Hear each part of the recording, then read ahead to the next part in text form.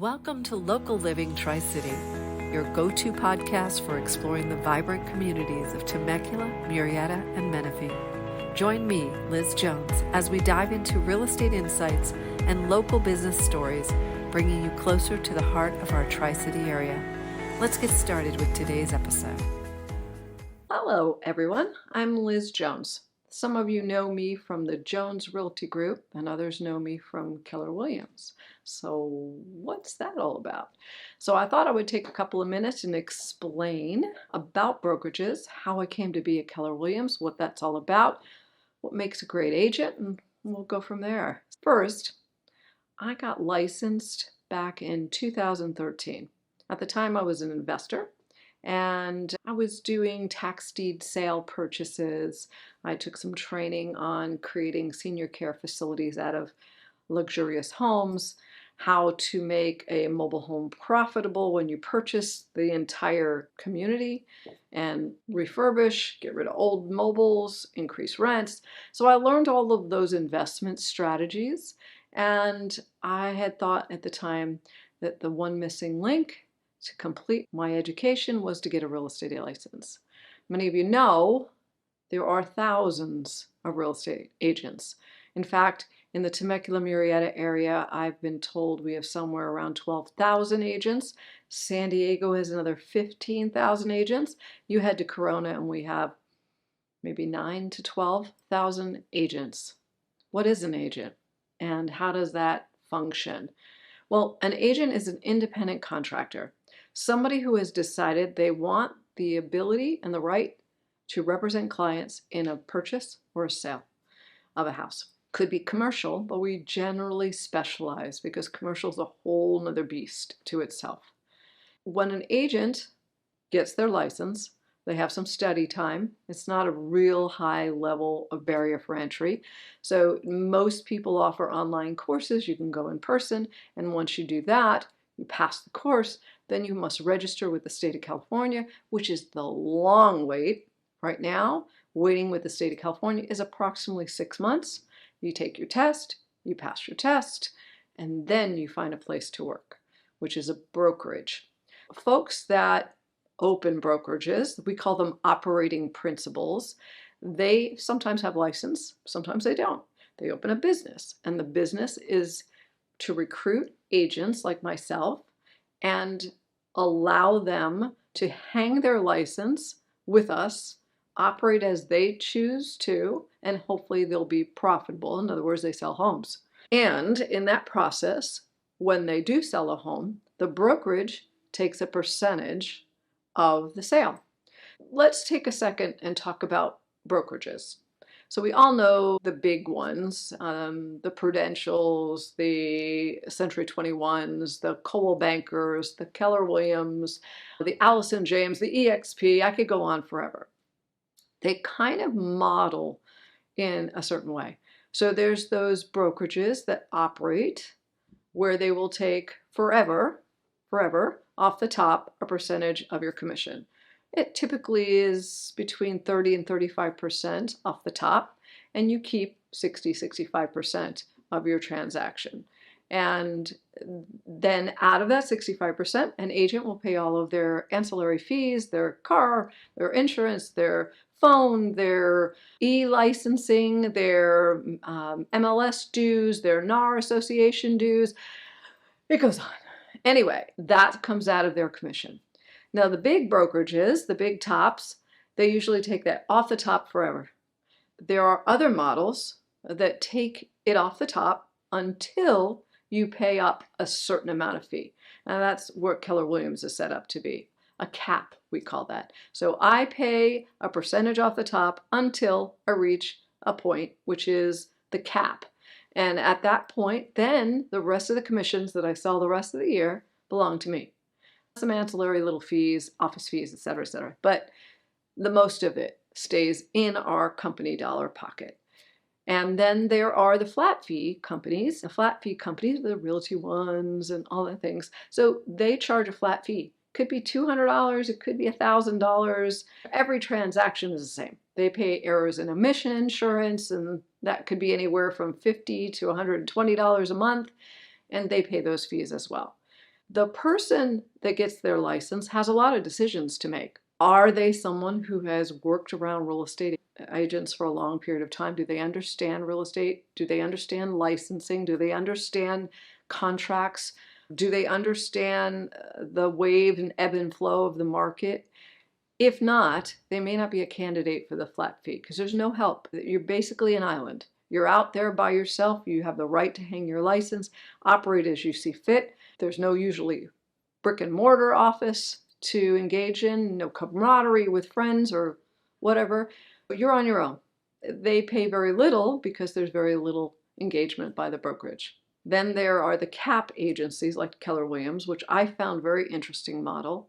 They have specific and regular training for agents. They have social events for agents. They have vendors come in and educate you on the different opportunities, learning about a home inspection, learning about natural hazard disclosures, learning about insurance in general, what's going on in the insurance agencies right now, especially in this area with high fire.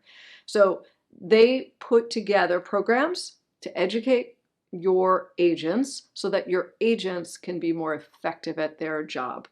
And for someone like myself, I thrived in that environment. And then there are the top tier agencies. They provide marketing materials. So they might have a brochure for Century 21 or a brochure for Coldwell Banker. And I would say their label is a little designer-like. So you're paying a premier amount for you to actually carry the label. I know in one instance I was recruited.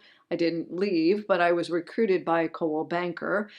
They will often come to a top producer like myself and they will say, I will give you $60,000 to sign with us, leave your agency, come with me and sign and come to work for a Coldwell Banker. You must stay for 2 years because I need your volume, but you're going to pay 35% or 30% off the top forever. And when you sell 50 transactions or 60 transactions a year like we do, that turns out to be $150,000 of giving money back to a high ticket or a name brand. So we didn't find that necessary because technically you're buying my experience. When you invest with our group, you just want someone competent. You just want someone who knows what they're doing. You want someone who's going to protect you and fight for you. And that's what we do. There's a lot of agents that do that, but there's also a lot of agents that don't. So now, a question. What kind of salaries can agencies make? Can agents make? Well, they can make quite a bit. I'll give you an example though, one extreme to the other. So when I first came to Keller Williams, I have that cap. I have to pay $21,000 a year. And once that's fulfilled, I can keep all the rest of the commissions. But young agents don't make enough money to pay $21,000, and they know it.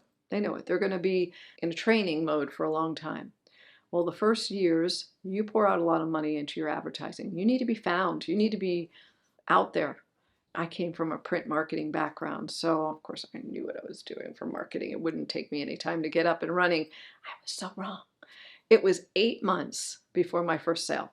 8 months. Now, I busted butt. I was 40, 50 hours a week religiously for a year and a half. And it took me 8 months to get my first sale. I also calculated on my P&L, I put out $80,000 in marketing and $21,000 out for Keller Williams. So there went $100,000 in my first year. Needless to say, I was a break even my first year. So I worked for free. So that happens a lot. And that's why the fallout rate for agents are roughly 75%. People come in with the thoughts that, hey, I'll make a great big commission. They bust their butt. And 4 months later, they got nothing to show for it except 4 months of hard labor. Well, usually there's a relative that will let you sell their house, and there's a friend down the street that will let you sell their house. And that isn't enough to sustain. You're working months and months between that. So the key for a business owner, real estate agent, is to build consistency and to build processes and to build a team to support so that they can grow to the next level, which is exactly what we've done. So my team consists currently of 6 people. And in that team are several admin, several sales professionals that are in here. They are agents. They primarily work with buyers. And I primarily work with the listings, those people that are selling their home. And then we also have people that team up with us for marketing, people that team up with us for transaction management. So there's a lot of outgoing costs. And we keep a P&L. We track where our leads come from. We track which channel of marketing works best for us. And we sit down and have daily meetings, weekly meetings, update meetings. We do market updates on Mondays for all of our clients. We do calls to update them on Tuesday. We do check-ins on Friday. And this is all while we're doing other things, while we're actually in transaction, doing inspections, reviewing your preliminary title, reviewing your natural hazard disclosure. All of those things are going simultaneously. We also continue to educate ourselves. So each week, my team is being educated on new rulings that National Association Realtors have done, strategies for better sales, strategies for closing, strategies for inspections. We talk about the market and where it's going and the economics. We talk about the highs and lows of the market, like credit card debt inflating to the highest level it's been in years. Where are interest rates right now? How does that affect people when they purchase? How does that project into next year? What are our estimations for next year? Why aren't homes selling? Why are they selling? Where's inventory right now? All of these questions are things that we discuss so that we're prepared when you ask us those questions. And it's a process that we learn over time.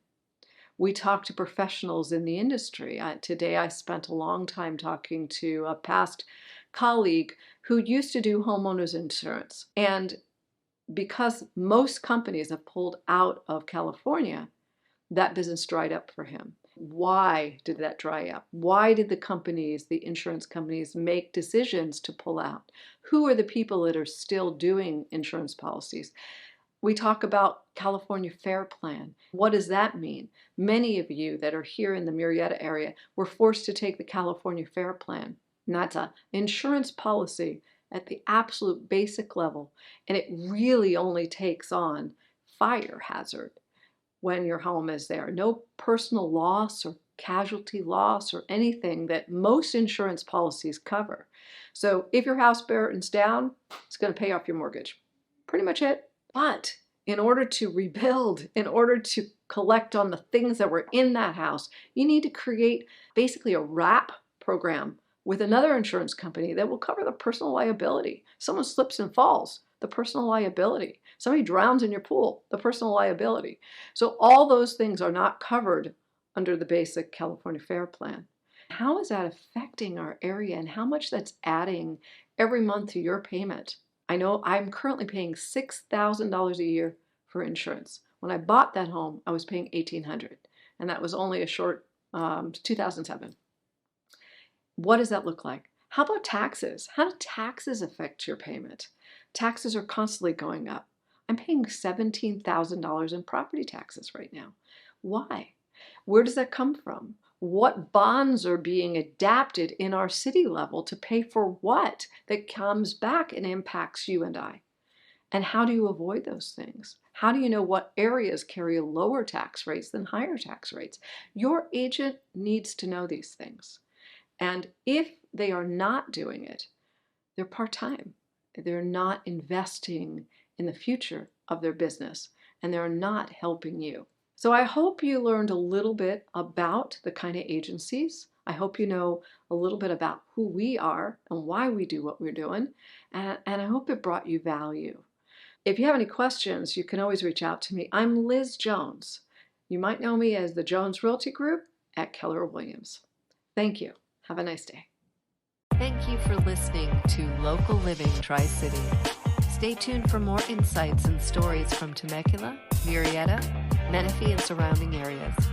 Be sure to subscribe, leave a review, and share this episode with a friend that is passionate about the Tri-City area as you are.